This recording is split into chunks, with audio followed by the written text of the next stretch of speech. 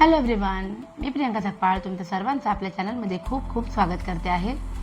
बऱ्याच जणांचे DM येत आहेत की सध्या जी युद्ध परिस्थिती चालू आहे तर या संबंधित टॅरोने आपल्याला काही उत्तरं काढता येतील का. तर आपण बघूया, आज प्रयत्न करूया जाणून घेण्याचा की ह्या सगळ्या युद्ध परिस्थितीचा आपल्यावरती काय परिणाम होणार आहे, हे युद्ध थांबणार आहे की नाही, आपली कितपत तयारी असायला पाहिजे आणि आपण काय करता येईल आपल्याला ज्याच्यासाठी आपण या युद्धजन्य परिस्थितीसाठी आपण तयार असू, है ना. सो बघूया, आपण सगळ्यात पहिले जाणून घेणार आहोत की हे युद्ध थांबणार आहे की नाही. हे जे युद्ध चालू आहे बाहेरच्या जगात, अजून भारताला तेवढी झळ लागलेली नाही आहे, पण सध्या गॅसचा तुटवडा आणि महागाई बघता पुढे त्याची झळ नक्कीच लागू शकते.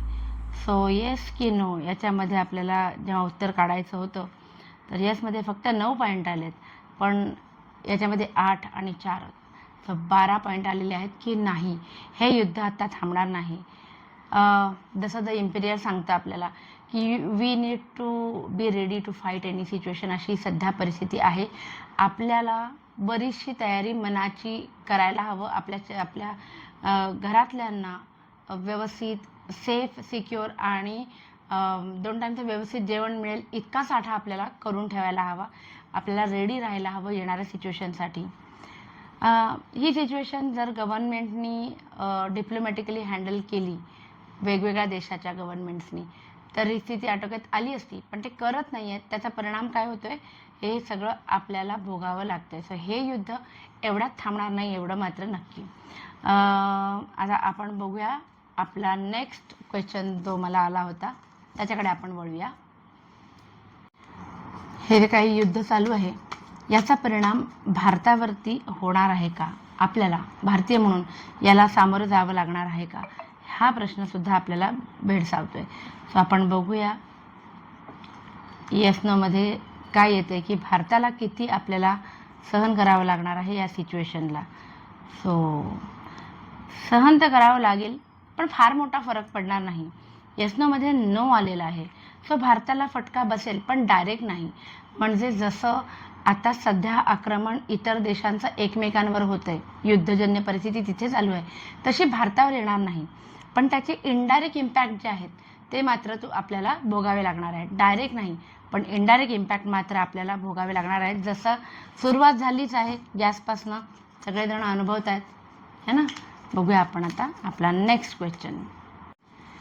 नेक्स्ट आपला क्वेश्चन की आता जर आलंय की इनडायरेक्ट का होईना पण इम्पॅक्ट आपल्यावरती पडणार आहे, तर मग आता आपण बघूया की नक्की कशी तयारी आपल्याला करायला पाहिजे. आपण कशातून जाणार आहोत, भारतीय लोकांवरती या युद्धाचा काय परिणाम होणार आहे हे आपण जाणून घेऊया. ओके, पुन्हा एकदा तेच द टॉवरचं कार्ड आलं आहे, जे मी मगाशी म्हटलं होतं, इनडायरेक्ट इम्पॅक्ट होणार आहे. म्हणजे काय ना, आपली आता ना लिटरली मानसिक तयारी असायला पाहिजे की आपण कशातनं जाणार आहोत. जे आहे ते जपा, ठीक आहे. जास्तीत जास्त तुमच्याकडे असलेली साधनं जपा, सेविंग तुमची जी काय असेल ती जपा, उधळू नका. हाताशी कॅश ठेवा. सगळेच जण म्हणत आहेत त्याप्रमाणे आपल्याकडे जी काय आपण मी सेविंग केली असेल, बँकांमध्ये ठेवली असेल, तर त्यातली थोडी का होईना कॅश काढून घरामध्ये ठेवा. कारण असं म्हणतात की इंटरनेटसुद्धा अफेक्ट होणार आहे या सगळ्यांनी.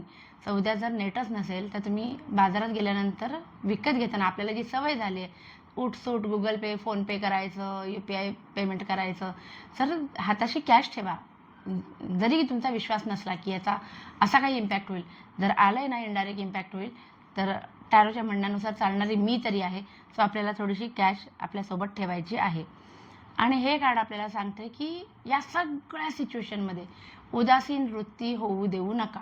तुम्हाला काय करायचं, जे होऊन गेलं, जे घडून गेलं त्याच्या मागे लक्ष देण्यापेक्षा तुम्ही काय अजून पुढे करू शकता याच्याकडे लक्ष ठेवायचं. आप्तस्वकीयांना जवळ ठेवा आणि जी काही संधी भेटेल त्या संधीचा लाभ घ्या. म्हणजे असं मला म्हणायचं की एखाद्या गोष्टीसाठी तुम्ही अडून राहिला असेल की माझी ही नोकरी गेली, मला आता माझ्या मनासारखीच नोकरी पाहिजे आहे, तर मग ती मिळेपर्यंत मी नोकरीच नाही करणार. अरे असं नका करू.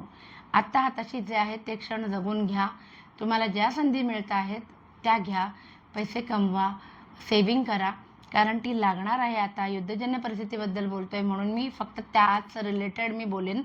सो सध्या आपल्याला गोष्टी जपण्याकडे कल ठेवायचा आहे, कारण इम्पॅक्ट आपल्यावरती कसा होईल या प्रश्नाचं उत्तरमध्ये सुद्धा जर टॉवरचंच कार्ड आलेलं आहे, टॉवर कार्ड सरळ असो उलट असो, आपल्याला काही कुठल्या तरी अर्थ शॅटरिंग मोमेंट्सना फेस करावं लागतंच. फक्त एवढंच फरक की आपल्याला ना डायरेक्ट इम्पॅक्ट, डायरेक्ट बॉम्बिंग आपल्यावरती होईलच असं नाही, पण हे जे इतर रस्ते आहेत जे बंद होत आहेत एक एक एक एक करून, त्याच्यामुळे महागाई वाढेल, जास्त तुटवडा होईल, अनेक गोष्टी होतील, इंटरनेट बंद पडेल. सो तुम्हाला ना रेडी राहायचं आहे या सगळ्या सिच्युएशनला फेस करण्यासाठी.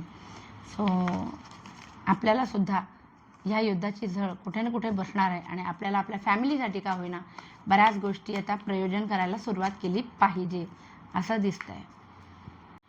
नेक्स्ट क्वेश्चन मला असा एक DM आला होता की या सगळ्या युद्धाचे जे भडके उडालेत त्यात कुठेही न्यूक्लिअर बॉम्ब अटॅक कुठलीही कंट्री कुठल्या कंट्रीवरती करणार आहे का, न्यूक्लिअर बॉम्ब अटॅक करणार आहे का. आपण बघूया की असं काही झालं तर म्हणजे करोडो लोकांना त्याच्यातनं प्रॉब्लेम होणार, म्हणजे त्यांचे जीव जातील. जे जगलेत ते विचार करतील की बाबा मी का जगलो. जर न्यूक्लिअर बॉम्ब पडला तर खरंच कठीणच आहे. सो बघूया आपण यस्नमध्ये काय उत्तर आलेलं आहे. सो होकारार्थी उत्तर आलेलं आहे. सो बी रेडी की हे होऊच शकतं की एखादी कंट्री न्यूक्लिअर वेपनचा वापर करू शकते दुसऱ्या देशावरती विजय मिळवण्यासाठी किंवा दुसऱ्या देशाला हाल करण्यासाठी न्यूक्लिअर वेपन वापरू शकते. सो याचीसुद्धा मनाची तयारी ठेवा. स्टॅरोने आलेलं आहे. बघूया पुढे जाऊन देव करो की असं कुठलीही कंट्री करू नये अशीच मी प्रार्थना करेन, कारण सगळ्यात बेकार गोष्ट जर काही घडणार असेल तर ती ही सगळ्यात शेवटचं शस्त्र असतं आणि ते कुणीच वापरू नये असं मी तरी म्हणेन. तर जर असा न्यूक्लिअर अटॅक आपल्यावरती म्हणजे आपल्यावरती नाहीच, डायरेक्ट हल्ला आपल्यावरती होणार नाही हे आलंच आहे. सो कुठलाही देशाचा एकमेकांवर झाला तर भारतावरती त्याचा काय परिणाम होईल ते आपण जाणून घेऊया. म्हणजे हा DM नव्हता आला, हे मलाच जाणून घ्यायचं आहे आता की बापरे जर असं काही झालं तर भारताने काय कसं रिॲक्ट केलं पाहिजे या सगळ्या गोष्टीमध्ये. तर पहिली गोष्ट आहे सेल्फ डिफेन्स मोडमध्ये जायचं आहे आपल्याला. म्हणजे जर न्यूक्लिअर अटॅक झाला तर तुम्हाला स्वतःची काळजी स्वतः घ्यायची आहे. 100% तुम्हाला या सिच्युएशनला सामोरं जायचं आहे. यात कोणीही तुम्हाला वाचवायला कोणी येणार नाही, तुम्हालाच तुमचं रक्षण करायचं आहे. अगेन पेज ऑफ वॅन्ड्स आलेलं आहे जे मगाशी पण होतं, जे आम्ही म्हटलं होतं की जे आहे ते जपा. असं काही न्यूक्लिअर वेपन अटॅक होणार असेलच तर तुम्हाला काय करायचं आहे, जास्तीत जास्त गोष्टींची साठवणूक करायची आहे आणि ती जपायची आहे, ती हळूहळू वापरायची तोपर्यंत सिच्युएशन नॉर्मलला येत नाही. जे क्वीन ऑफ कप्स आलेलं आहे. सो आता तरी तुमचे ना इमोशन्स होल्ड करून ठेवू नका. मनातलं जे काय आहे ते एकमेकांसोबत मोकळं करा. म्हणजे मी इमोशनल साईड घेते कारण अशी काही सिच्युएशन आल्यावरती तरी निदान तुम्ही इगो धरून बसू नका, एकमेकांना सांभाळून घ्या. आणि अगदी तुम्हाला शेजारचे जरी कोणी येऊन विचारलं की त्यांना मदत हवी तर त्यांनाही मदत करायला तुमची मानसिक तयारी असू द्या. असं एक प्रेडिक्शन ह्याच्यातनं आलेलं आहे की आपण काय करू शकतो. तर आपण वस्तू साधनं ह्यांचं योग्य काय म्हणतात साठवणूक करू शकतो, एकमेकांना मदत करू शकतो आणि स्वतःचं रक्षण स्वतः करू शकतो. यासाठी कुठेही गव्हर्नमेंटवर अवलंबून राहू नका. तुमची फॅमिली हे तुमची जबाबदारी आहे ना, म्हणजे आपली फॅमिली आपली जबाबदारी आहे. सो आपणच त्याच्यासाठी काहीतरी महत्त्वाचा निर्णय घ्यायचा आहे. बघूया आपण आपला नेक्स्ट क्वेश्चन. एक क्वेश्चन मला असा पण आला होता की आपला जो पाक ऑक्युपाईड काश्मीर आहे POK तर हे आपल्याकडे परत येईल का. सो आपण तोही प्रश्न करूया की या सगळ्या भांडणांमध्ये भारत पाकिस्तान जरा बाजूला राहिले तर त्यातला जो मेन महत्त्वाचा मुद्दा होता की POK आपल्याकडे येणार का. तर बघूया आपण POK आपल्याकडे येणार का येणाऱ्या भविष्यकाळामध्ये. याच्यासाठी आपल्याला टॅरो काय सांगतंय.